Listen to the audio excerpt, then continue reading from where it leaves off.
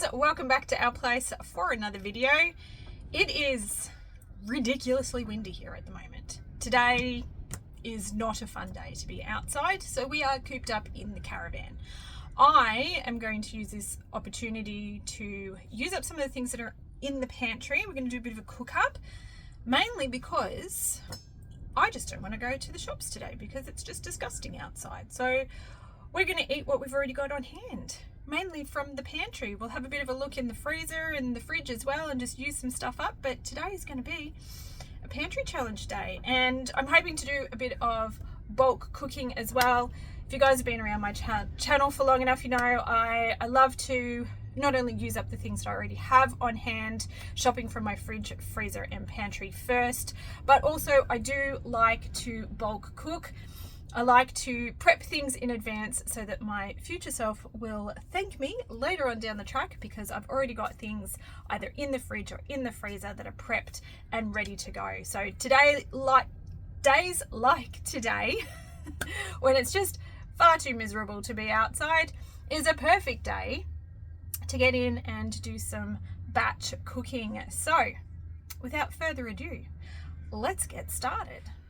I'm going to start by making a really simple oat bake. So I like to top it with fruit. I've got a tin of peach slices. I have done this a million times before, so you've probably seen this on my channel. If not, this one's really simple and really quite versatile, and you can use whatever ingredients that you have. So I'm going to use a cup of pureed apples. These were apples that I bought marked down, and I've just stewed them up and cooked them. You want about a cup, but this is going to be a lot more than a cup because I'm just using up what I had in the freezer. This is going to work as a binding agent, so you don't have to use apples. You could use bananas, you could use eggs. Either way, this is what's just going to bind everything together. Sorry guys, hit the wrong button there. What I have done is added half a cup of milk to my apples. Now, if I had less apples, if I had just a cup of apples, I would have added a cup of milk, but I've got quite a bit of apples, so I'm just going to add half a cup of milk to this one, and the liquid from the apples and the milk will be enough for what we want. To our apple mixture, I'm going to add 1 cup of oats,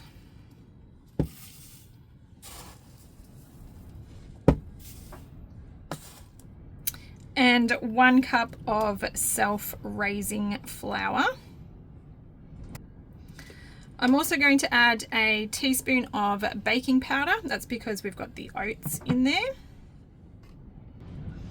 And 2 teaspoons of cinnamon for flavour.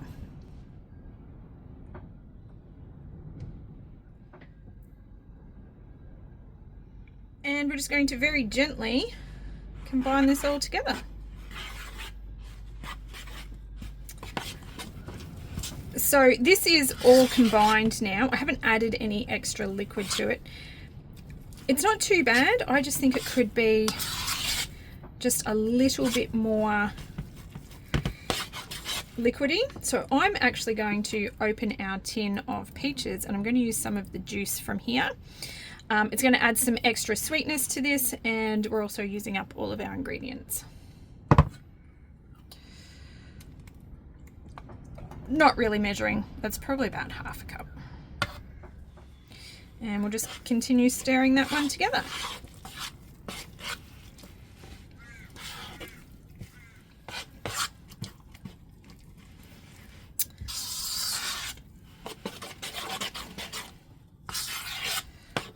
All right, now that that's all combined, I'm going to go and drain the rest of the liquid from my peaches. I am going to reserve it because I do want to keep that. And we're going to get this into a baking container. All right, so we're going to just pour our liquid into a lined baking tray. I have no idea what size this one is. It came with the caravan oven, and that's the one that I use. I suppose one day I could probably measure it, but I haven't done that yet. So literally just going to plonk all of our mixture in, smooth that out just so that it fills the bottom of your tray, and then go ahead and place the tinned fruit on top. This also works if you've got frozen berries, works really well. You can pretty much use anything. I think you could even use dried fruit in this one if you wanted to. Get creative. Like I said, it's very versatile, it's very flexible. I've done lots of substitutions in this, and it always seems to work. So have at it, see what you can come up with whatever is in your pantry and your freezer. And the last final touch is I'm just going to pour the remaining juice over the top. I haven't actually done this before, so we'll see how this turns out. My idea is that it should cook through and be like having brown sugar over the top, but we will see. This is a bit of an experiment, but we'll see how we go. All right, now we want to cook this in an oven at 180 degrees Celsius for about 30 minutes. Always just check it and make sure that it's cooked through in the middle. If it needs a little bit longer, it may need up to 40 minutes depending on your oven, but this is it. Go ahead and cook this, and I'll show you guys what it looks like when we're done.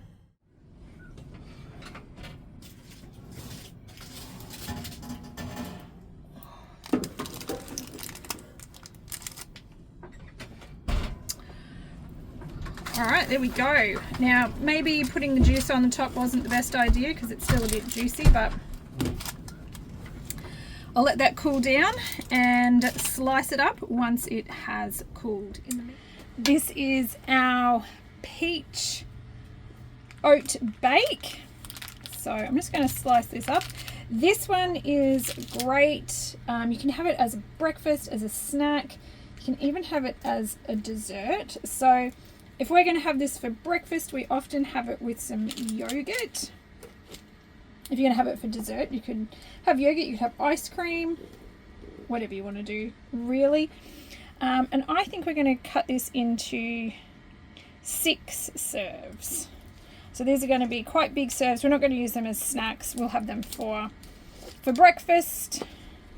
So I'm going to go for bigger serves on this one, but if you want to do them for snacks, I'd cut this into perhaps 8 pieces or even 9 pieces.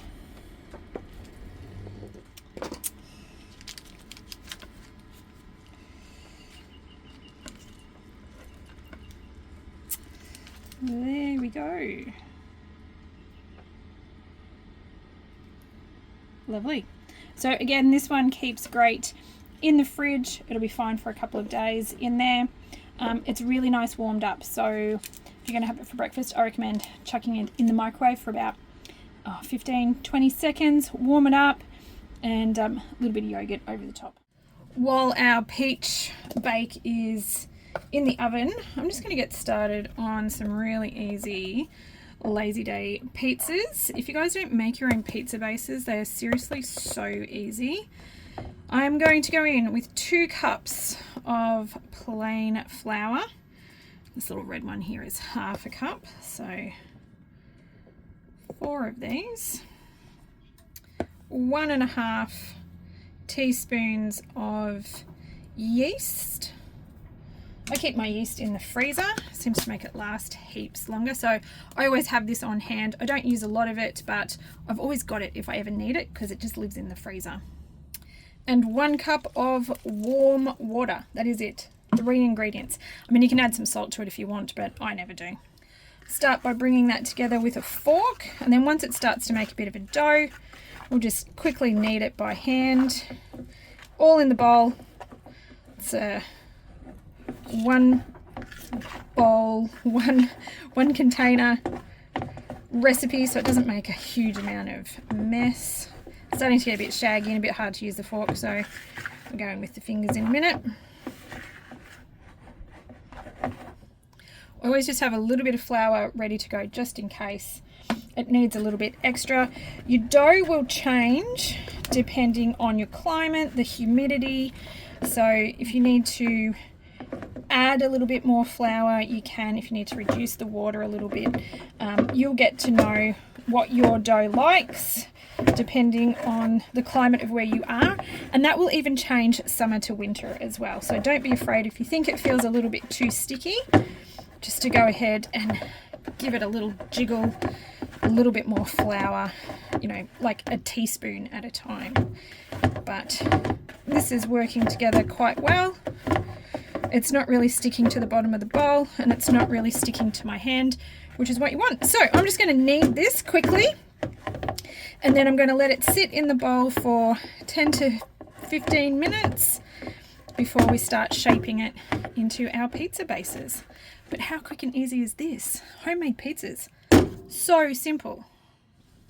And here is our pizza dough. Look at that. So it's risen quite nicely. I've left this for like 15, probably 20 minutes actually. I'm now going to divide this up into 6 little tiny pizzas. It also makes 3 family size pizzas, but I think we're probably going to get a few of these in the freezer, and I'll show you how I do that. So I do apologize for the light over here. We are over on the table because I just need a little bit more space, and I can't put the lid on my hot plates down just yet because I've had the oven on. But floured board, I'm just going to gently flop out our pizza. We will give this another quick knead.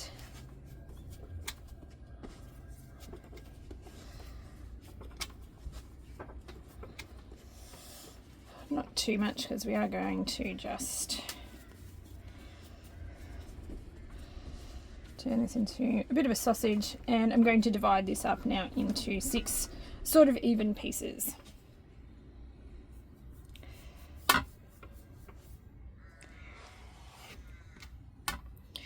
Just keep picking up that flour. So we've gone for half, and then I just go for thirds.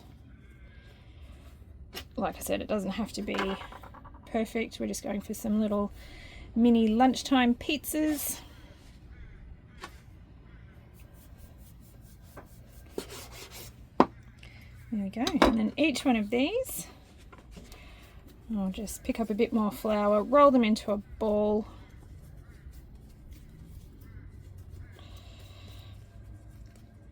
And then I'm going to sit each of these aside, and we're going to let them rest again just for another few minutes before I roll them out and pre-cook them.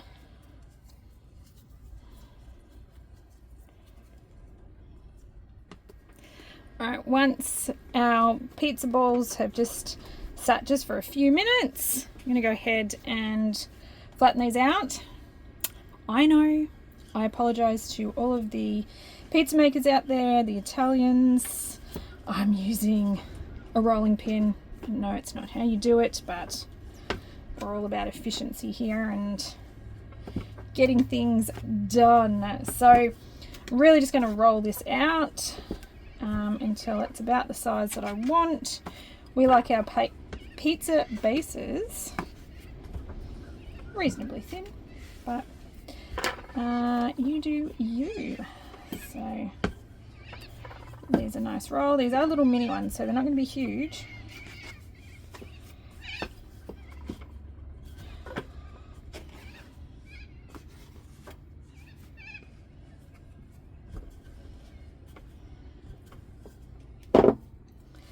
Alright, and what I'm actually going to do is partially cook them in a nice hot pan. This is a dry pan, so it's just got the flour on it from when I was rolling it. The pan's reasonably hot, and I'm just going to cook both sides.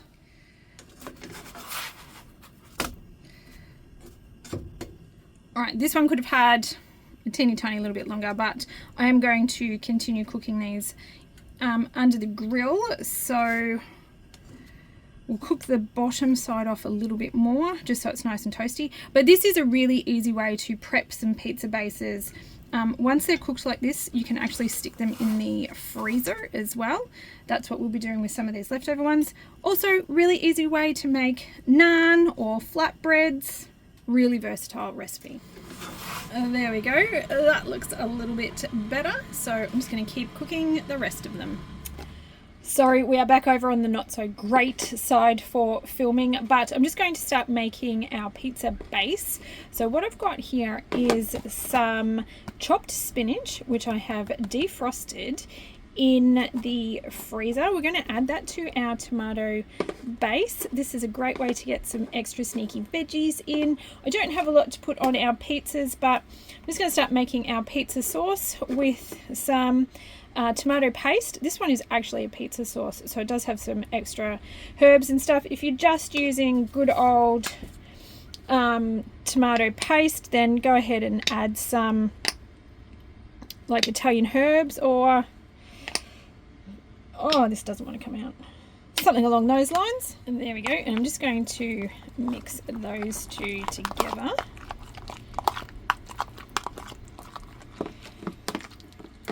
And I am going to add a little bit of Tuscan, which I just spilt all over the lounge, so vacuum that up in a sec.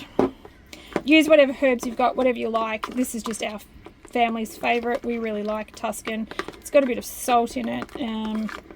It's a bit like an Italian, more of a rosemary flavour, but yeah, go for whatever you like. And then this is our sauce. Let's start getting it on some pizza bases. Alright, so let's start with a little pizza base. And we're going with some toppings. Again, this is really, you can personalise this depending on what you like, what you've got in the fridge, what you want to use up. Don't be afraid to put some weird ingredients on your pizzas. We've done some with things like broccoli and even blended up some like cannellini beans. You can get creative. You don't have to stick with your traditional flavors. Now these ones are quite small, and this one's going to be for Charlotte, so we're just going to go in with our tomato base, and we're going to top it with some grated cheese. This is the Made with Plants. If you're curious, this happens to be our family's favorite vegan cheese.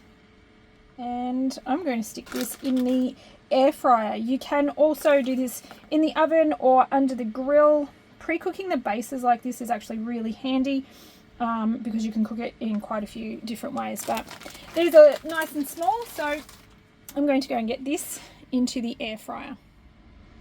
Look at that. It's beautifully. All right, here we go. This one's out of the air fryer, and we're just going to add our little finishing touch. This is Charlotte's little secret ingredient. It is literally basil and olive oil. So I just use these little pre-chopped up little tubes, all ready to go. Mix it with a little bit of olive oil,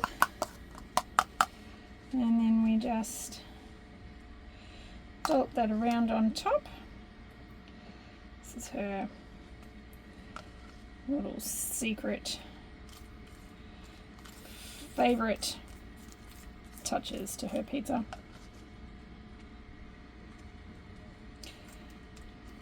There we go. Really simple, but delicious. And our leftover little pizza bases, I'm just going to put in the fridge. We'll use these tomorrow. If I was going to freeze them, I would put parchment paper between each of them just so they don't stick together. But these also freeze really well as well. So we've got some pizza bases left for tomorrow. Again, you could use them as naan bread or flatbread. You could put some garlic and some cheese in them. Heaps of variety with this one. So this is such a quick and easy little recipe, and it makes quite a bit, so you can always have some leftovers for down the track. It is the end of the day. It's been quite a long day, very, very windy and just exhausting. So I'm going to whip together a really quick and easy dinner. I love this one because it comes together so quickly. Ordinarily, I'd love to throw some more veggies in there, but I just don't have them. And this is going to be fine for one night, so it doesn't really matter. I do have some green beans. I still have some chopped spinach left, so we'll chuck those in. And we're literally just doing a basil pesto pasta. I'm going to throw in a little bit of silken tofu as well, just to up the protein in that, but there's heaps of protein in the wholemeal pasta anyways. This will just fluff it out a little bit, make it go a little bit further. And also my daughter loves anything that is extra basil-y, so I'm going to use the last of our squeezy basil that we've got here as well, and we are going to amp up the basil in our basil pesto pasta. Let's get to it. I'm going to cook the pasta according to the packet directions over here in my big pot. In my frying pan here, I'm going to get our sauce started. So I'm going in with the jarred pesto sauce, and I'm going to go in with half a block of our silken tofu. I did drain this as best I could, but there's always a bit of liquid underneath that I can never get out, so I'm just going to scoop this out. The other half I'll put in a container in the fridge, cover it with water again. It'll last for a couple of days. I just change the water every day and it'll be fine. And I'm just going to mix these two together.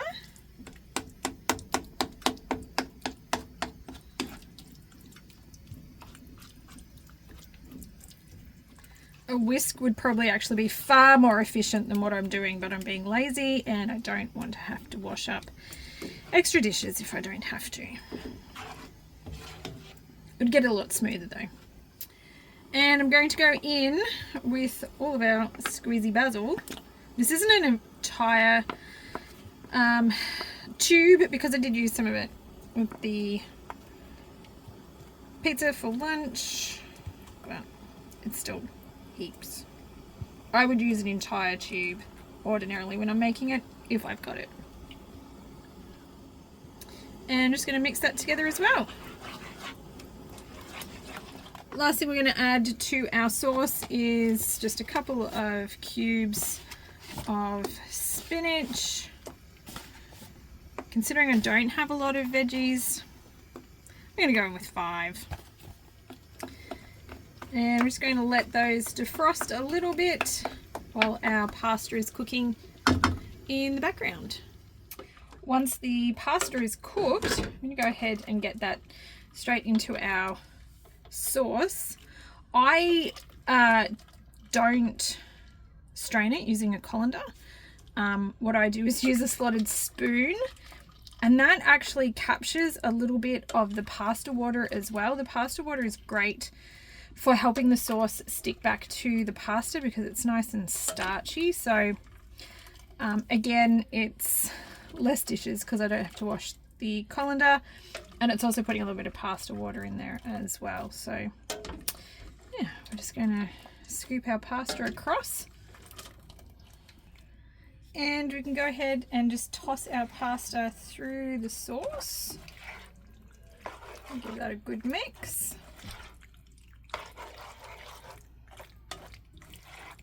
Right, so you can go ahead at this stage and add some Parmesan cheese if you have, or we're going to add some nutritional yeast. So just going to give it a nice cheesy flavour. Mix that through. And last of all, we've got our green beans, which I ended up just chucking in the microwave. I could have put them in with the pasta, but I forgot. So I'm just going to chuck those in. You could, of course, just serve these on the side if you wanted to. I'm being super lazy. I'm doing a one-pot dinner, so I'm just going to mix them in with the pasta. And this is done. This is dinner in like 15 minutes, which is awesome. Love it. And there we go. That is dinner sorted, and that'll have leftovers for us as well. It's made a big, huge batch, so we'll have some leftover for tomorrow as well. Winning. And with that, I'm going to call this a wrap. I hope you enjoyed today's video. I hope you got some quick, easy ideas, some things you can pull together really easily with not very many ingredients on hand. Most of these are really adaptable, so you can probably adapt all of these recipes that I did today just to use up and utilize the things that you already have on hand in your pantry, your fridge, your freezer.